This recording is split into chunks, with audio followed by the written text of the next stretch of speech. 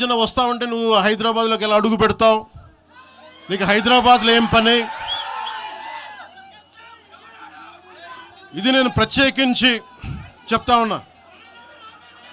మీరెవరైనా నన్ను బెదిరించడానికి,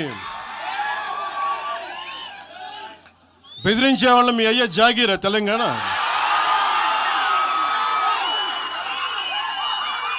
నా మీద దాడులు చేస్తా ఉన్నారు కదా.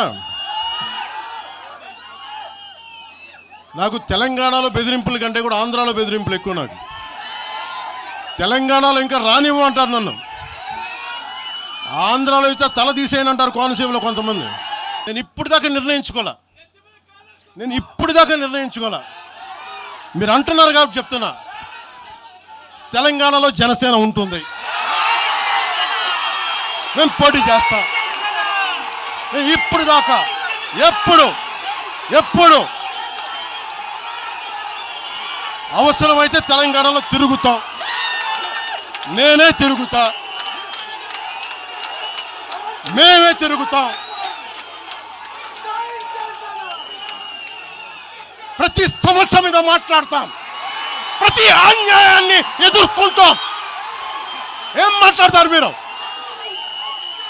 ఇది తెలంగాణ భారతదేశంలో అంతర్భాగం, మర్చిపోకండి. తెలంగాణ నా దేశం అంతర్భాగం. తెలంగాణ మీరు కూర్చోబెట్టి బెదిరించి రాకూడదు. ఏంటో అవన్నీ భరిస్తాం, చాలా దశాబ్దం పైగా భరించాం. దీనికి చర్మాంకం పలుకుతాం మేము. తెలంగాణ ఎవరైతే వ్యతిరేకించారో వాళ్ళందరూ పదవుల్లో కూర్చున్నారు. ఈరోజు కూర్చోబెట్టి తెలంగాణలో ఎవరైతే వ్యతిరేకించారో వాళ్ళు ఎమ్మెల్యేలు అయ్యారు. ముఖ్యమంత్రి అవుతాడు. ఇక్కడ ఆంధ్రాలోనే దిక్కులేదు పవన్ కళ్యాణ్, ఇక్కడే ముఖ్యమంత్రి అవుతాడు. పాపం ఓ మాట చెప్పండి, ఆంధ్రాలోనే పాపం పోటీ చేస్తే డిపాజిట్ రాలేదు, మొత్తం ఒక్క సీటు కూడా వెళ్ళలే, ఆయన కూడా ఓడిపోయిండు. ఇప్పుడు ఏదో పొత్తు పెట్టుకొని బీజేపీ, తెలుగుదేశం అండ్ జనసేన కలిస్తే పాపం సాగు తప్పి కన్నులట్ట పోయినట్టు గెలిచిన అని ఆయన. నేను it is not my words, మళ్ళీ ఒకసారి వినండి. పవన్ కళ్యాణ్ ముఖ్యమంత్రి అవుతాడు. ఇక్కడ ఆంధ్రాలోనే దిక్కులేదు పవన్ కళ్యాణ్, ఇక్కడే ముఖ్యమంత్రి అవుతాడు. సో ఎవరు మిమ్మల్ని ఇక్కడ ఆయన కొన్ని మాట్లాడినప్పుడు పవన్ కళ్యాణ్ గారు కొన్ని మాటలు మాట్లాడే సందర్భంలో ఎవరో తెలంగాణకు రావద్దన్నట్టుగా, ఇది భారతదేశమా పాకిస్తానా అనే మాటలు మాట్లాడే సందర్భంలో మేము ఆనాడు ఉద్యమ సందర్భంలో కూడా తెలంగాణ విభజన ప్రజల ఆకాంక్ష, విడిపోయి కలిసి ఉందాం తెలుగు రాష్ట్రాలుగా అనేటువంటిదే నినాదం.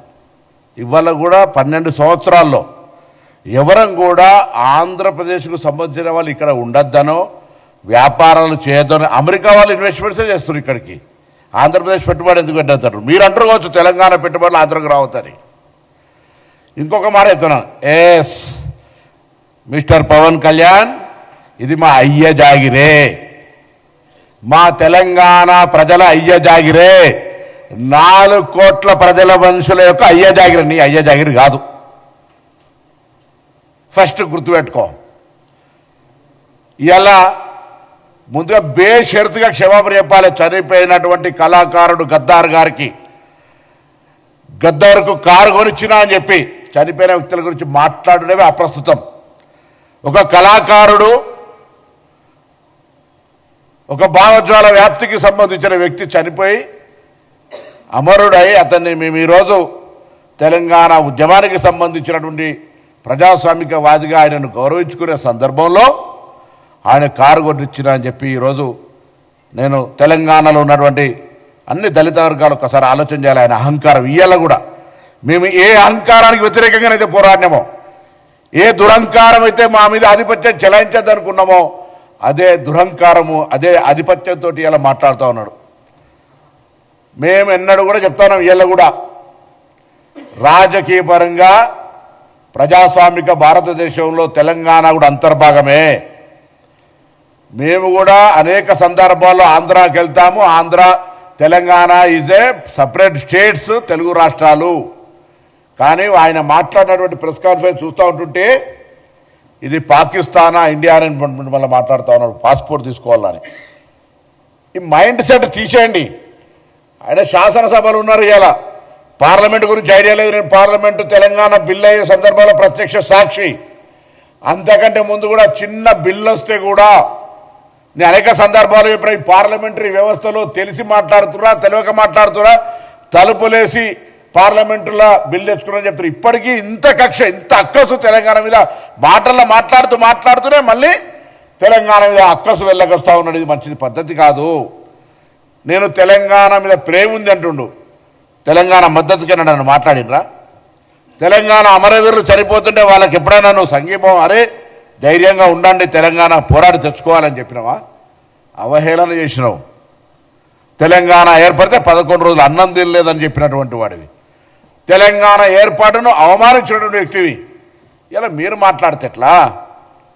మళ్ళీ రాజకీయంగా వక్ర భాష చెప్పేటువంటి ప్రయత్నం జరుగుతోంది. అలా వారు పక్కకు మాట్లాడిన కొద్దీ తాపకొక్క స్లిప్పిట్లు వస్తూ ఉంది.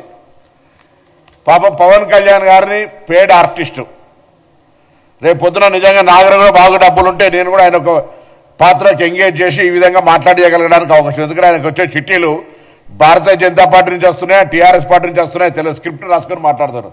భావజ్వాల వ్యాప్తి ఉంటే తెలంగాణ నరాన గుండెల్లో ఉంటే నేను ఎవరిని అవమానిస్తాను? ఆంధ్రప్రదేశ్ ప్రజలను కూడా.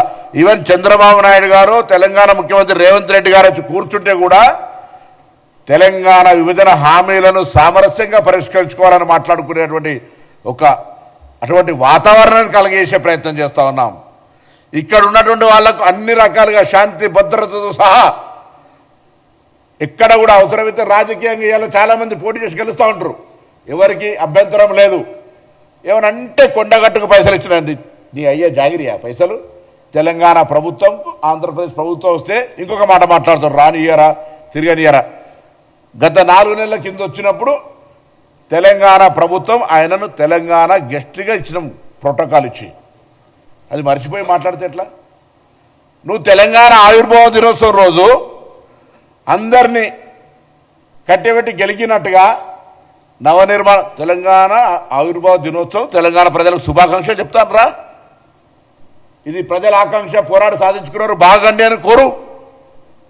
తెలంగాణ నవనిర్మాణం ఏం చేసేది ఉన్నది? నువ్వు వచ్చి పీకేదేంది ఇక్కడ? నువ్వు ఇప్పుడు చెప్పినావు కదా అక్కడనే పీకలేకపోతుంది ఇక్కడేం పీకుతా అని. మళ్ళీ ఎందుకు ఇట్లా అనేటి ఒక మాటలు చెప్పేది ఒక మాట. స్క్రిప్ట్ పాపం చక్కగా రాసిస్తలేరు బీజేపీలో, ఎవరో ప్రాపర్ గైడ్ చేస్తలేరు. అంతే ఒక మాట బీజేపీ వాళ్ళు ఇరుతారు పొత్తు కూడా పెట్టుకోమని చెప్పే పరిస్థితులలో, ఒకసారి పొత్తు పెట్టుకుంటామనే పరిస్థితులలో ఆలోచన ట్రస్ట్ ట్రావెల్ జరుగుతున్నట్టు. ముందు ఒక ఆర్టిస్టును హీరోగా పెట్టుకోవాలంటే ముందు టెస్ట్ డ్రైవ్ చేస్తున్నట్టు, అంటే స్క్రీన్ టెస్ట్ చేస్తారు, స్క్రీనింగ్ అట్లా చేస్తున్నట్టు పవన్ కళ్యాణ్ గారిని పాప తెలుసుకోవాలి. అటు బీఆర్ఎస్ పార్టీనా ఇటు భారతీయ జనతా పార్టీ ఎవరో ఒకరు మాత్రం ఆయన ఎంగేజ్ చేసుకున్నటువంటి ఆర్టిస్ట్గా వాస్తవం. 2009లో ఎమ్మెల్యేలు తిరిగినప్పుడా 2014 ఎన్నికలప్పుడు తిరిగినా జనం వస్తుండొచ్చు.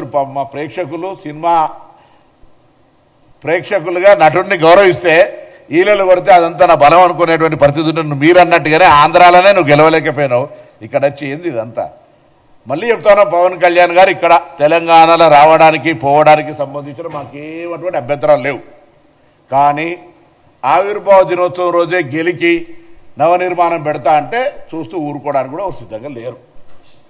మా అయ్య జాగిరే నీ అయ్య జాగిరి కాదు అని స్పష్టంగా ఒక మాటకు చెప్పడానికి, తెలంగాణ ప్రజల ఆకాంక్షకు అనుగుణంగా ఏర్పడ్డదని చెప్పడానికి, ఈ తెలంగాణ ఆంధ్రప్రదేశ్ ప్రజలకు ఎప్పుడు కూడా స్వాగతం చెప్తుంది, ఎప్పుడు కూడా మేము వ్యతిరేకం కాదని చెప్పడానికి, ఇది ప్రజాస్వామ్యంలోనే ఉన్నామని చెప్పడానికి, ఆఖరికి పవన్ కళ్యాణ్ గారు ఎక్కడి దాకా దిగిపోయారు, అంబేద్కర్ గారు అంటే రాజ్యాంగాన్ని రచించినటువంటి వ్యక్తి విగ్రహాలకు సంబంధించి ప్రస్తావన తెచ్చేంత ధైర్యం చెప్తా ఉంటే ఇలా అహంకారం. అంటే ఆయన ఏదో మాట్లాడుతున్న తెలంగాణలో తిరుగుతా ఎవడన్నాడు? నువ్వు సినిమా నటుడివి తిరుగు. ఇలా ఇటువంటి మాటలు మాట్లాడేటువంటి ప్రయత్నం జరగద్దని చెప్పి కోరుతూ ఇమ్మీడియట్గా రిజైండర్ బై సాయంత్రం గద్దార్ గారి ఆత్మకు క్షమాపణ చెప్తున్నట్టుగా ఇవ్వాల్సిందే. ఆ అంశం మీద అన్ని వర్గాలు తీవ్రంగా ఖండిస్తూ ఉన్నాయి. అదేవిధంగా మేము తప్పకుండా మరొకసారి చెప్తా ఉన్నాం, ఈరోజు ఇదంతా కూడా డెఫినెట్లీ మేము ఎన్నడూ కూడా తెలంగాణ వాళ్లకు తెలంగాణలో ఆంధ్రలకు పని ఏం లేదు అని మేము అన్నాడు అంటలేము. ఇది ఫెడరల్ సిస్టమ్, డెమోక్రటిక్గా ఇది హైదరాబాద్ లింగ్విస్టిక్ హెడ్ క్వార్టర్. అన్ని భాషల వాళ్ళు ఉంటారు, అన్ని వ్యాపారాలు ఉంటారు. ఎన్నడూ కూడా నేను హైదరాబాద్ ఇన్ఛార్జ్ మంత్రి చెప్తాను, నీకు ఇక్కడ ఏం ఇబ్బంది లేదు, ప్రొటెక్షన్ అందిస్తాం కానీ ఇక్కడ వచ్చి గెలుకకు అనవసరంగా తెలంగాణ ఆత్మ గౌరవాన్ని, ఆ భావాన్ని రెచ్చగొట్టే ప్రయత్నం చేద్దని నేను కోరుతాను.